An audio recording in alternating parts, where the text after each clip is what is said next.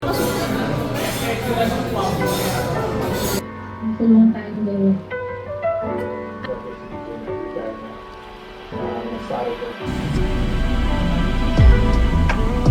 So, nandito kami ngayon guys sa SMR kasi naantok na si Mama. So, tayo. Tapos,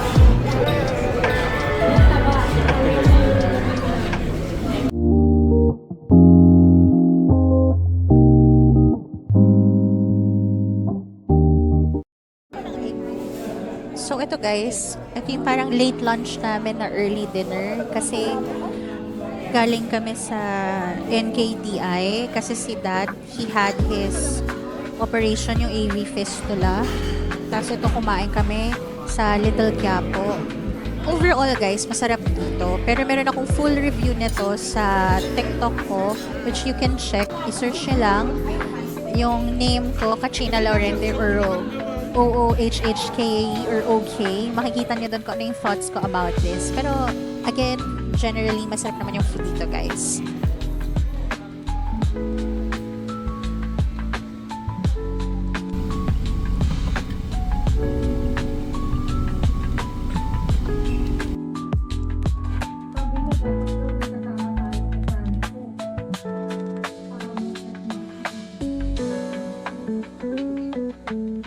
Ito, katsikahan lang namin si Mami kasi parang may tinitingnan silang kotse.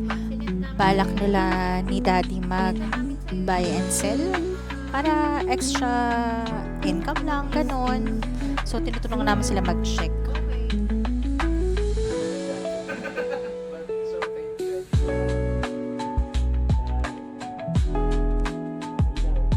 I can't tell you how to live your life, but that's just me. That's I want everyone. I love everyone. In the company that have regular work outside, will work better, and that feeling good. Everything's better when you're feeling good, mate. When you're feeling happy. For me, if I don't get to the gym, my mental health, I don't feel good about. So, Chris got a call from his boss and this is one of those calls na masasabi mong ang swerte mo kasi boss mo siya. Yung tatawagan ka, hindi para sermonan, kundi para i-remind ka na alagaan mo rin yung sarili mo. Sabi pa nung boss niya, okay lang na magmalasakit tayo sa iba, pero wag nating kakalimutan yung sarili natin na minsan kailangan mo ring huminga, magpahinga, at mabuhay sa labas ng trabaho. Sinabihan pa nga niya si Chris na, oh, take your wife to Coron. May pagganon pa, di ba? Nakakatuwa eh. So, nakakatuwa lang isipin na may taong ganito na they go out of their way just to remind you na you matter too. Kasi guys, di ba, totoo naman na you can't pour from an empty cup.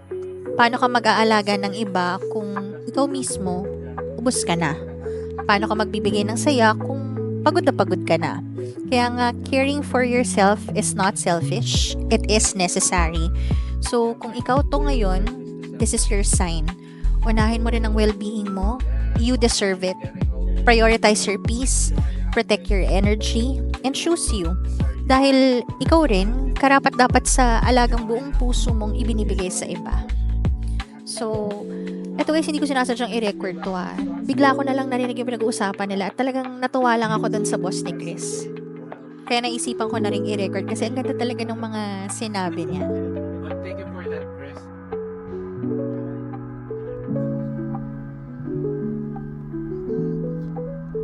So, nandito kami sa NAIA Terminal 1 para ihatid si Ate Maui kasi meron siyang flight. Mawawala siya for less than 2 months. May travel siya. So, again guys, kung gusto nyo mag-invest sa properties, kontakan nyo si Ate Maui. She's connected with Alici or Ayala Land.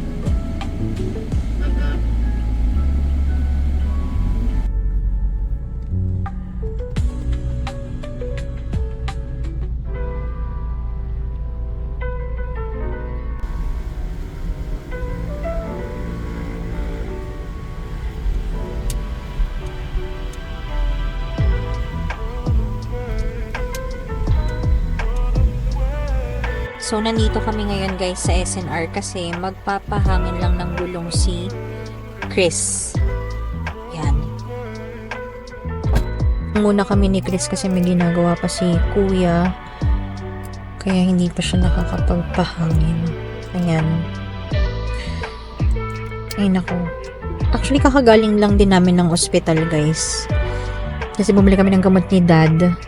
Medyo traffic lang kanina pero buti na lang kahit papano nung banda na dito malapit sa amin medyo okay na. Pero after nito aalis pa rin kami ulit, pupunta pa kami ng SM kasi may titingnan ako na tsinelas dahil pinapabili si Mami para kay Tita Ethel.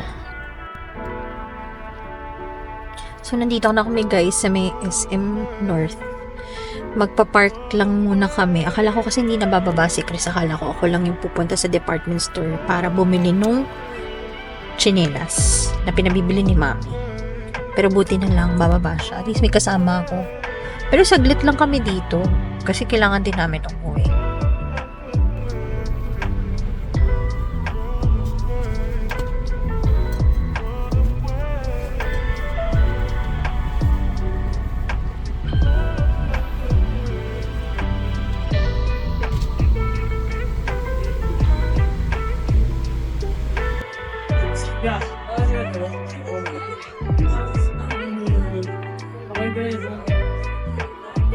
So, nandito kami guys. Parang mukhang pina-reserve namin yung restaurant. Mukhang ganun yung itsura kasi walang tao.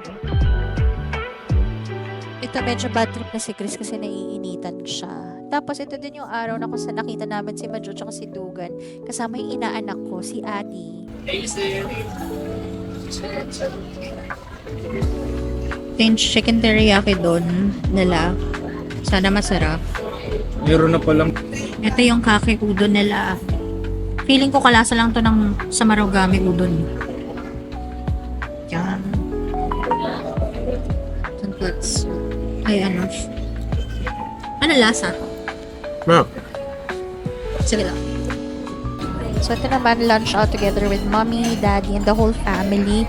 Pero dahil ang tagal nila, umorder na kami ni Chris. Konti na lang.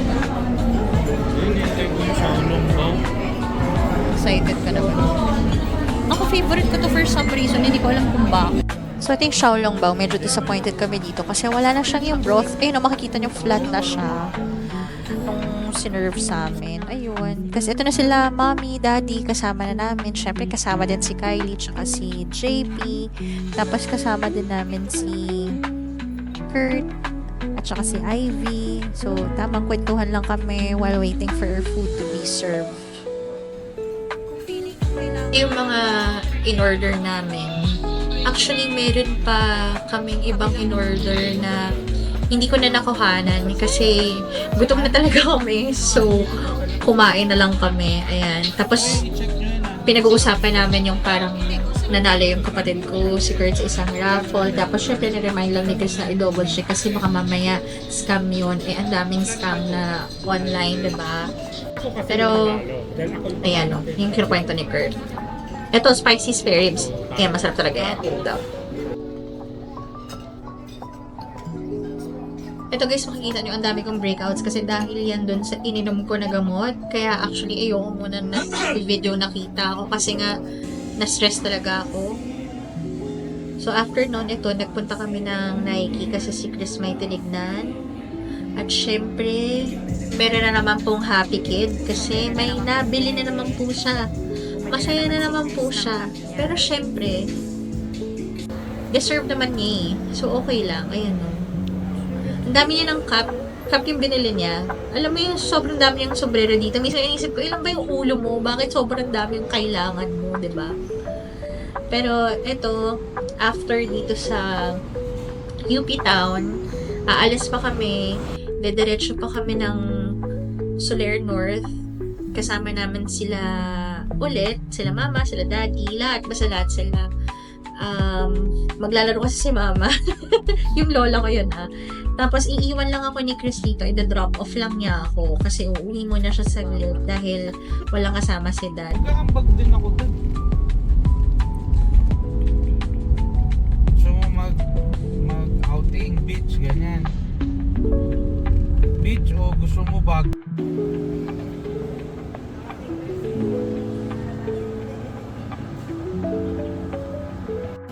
So, ayan guys, nandito naman kami ngayon sa Okada. Ang kasama naman namin is yung daddy ni Chris.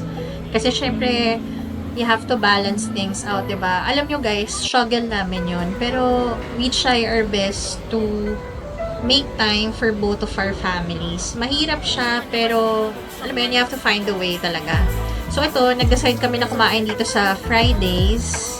Kasi meron silang promo, di ba? Yung parang 375 lang, tapos complete meal na siya. So, yun yung sinubukan namin dito. Pero habang wala pa yung order namin, nag-decide ako na bumili saglit sa Randy's. Ayan. Pero pagdating ko, ito na lang yung natira na donuts na meron sila. Pero okay lang.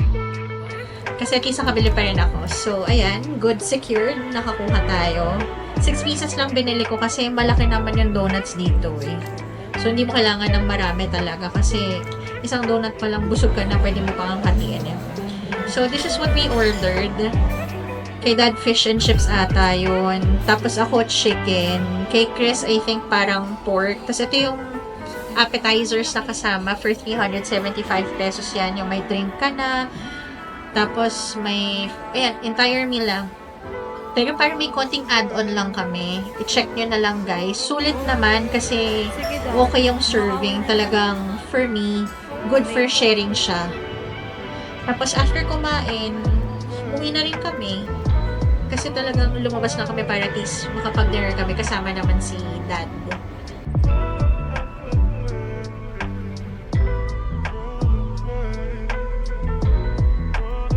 Okay sa'yo yun?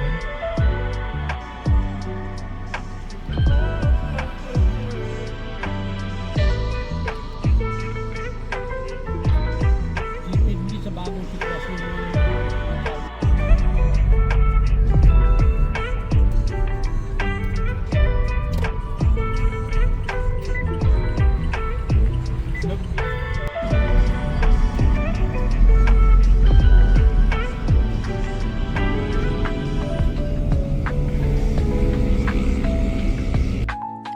So, ito na, kumakain na naman kami ng bawal sa amin. Pero hindi naman namin ito ubusin ng isang upuan. Si Chris kumakain na sa... Gusto niyo ba siyang makita? Ay, wag daw siyang magpakita. Kasi nakabrief na siya. Kinain niya na yung parang Oreo. Guys, ang sarap talaga. Kaya ako gusto yung Randy's Donuts kasi malambot. Tapos, okay din yung flavors. Sobrang lambot. Ko, malambot naman yung dough. Ay, hindi. Dough ba? Ano ba tawag doon? Basta yung pinaka-bread. Malambot siya. Ito yung mga kinuha ko. Kinuha namin. Maple something to eh. Masyado matamis yan. Ito, Bear Claw. Itong Bear Claw na to, meron siyang cinnamon and apple chunks. Your usual M&M's, may sprinkles, and ito yung Nutella. Kinain ni Chris yung Oreo. So, I think guys, that's a wrap for our week 1. Itong April series natin ng vlogs. So, siguro stay tuned for our next vlog. Wow, kala mo maraming nanonood. Pero hopefully guys, natutuwa naman kayo. So, comment down below kung ano yung mga gusto niyo pang makita. So, ito yung mga things that you can expect for our next vlog. Ayan. So, sana naman kahit paano natutuwa kayo or nanilibang kayo while watching our video. May nanonood. Pero, ayan, sabi nga ni Chris, wala namang nanonood. Pero okay lang. Basta, kung wala man nanonood, okay lang. Kasi lang kasi mag-post, guys. And just to share yung a glimpse of our life. And hopefully, you get to learn some things then while you're watching, no? Ayun. Anyway, guys, see you sa next vlog namin. Thank you for watching.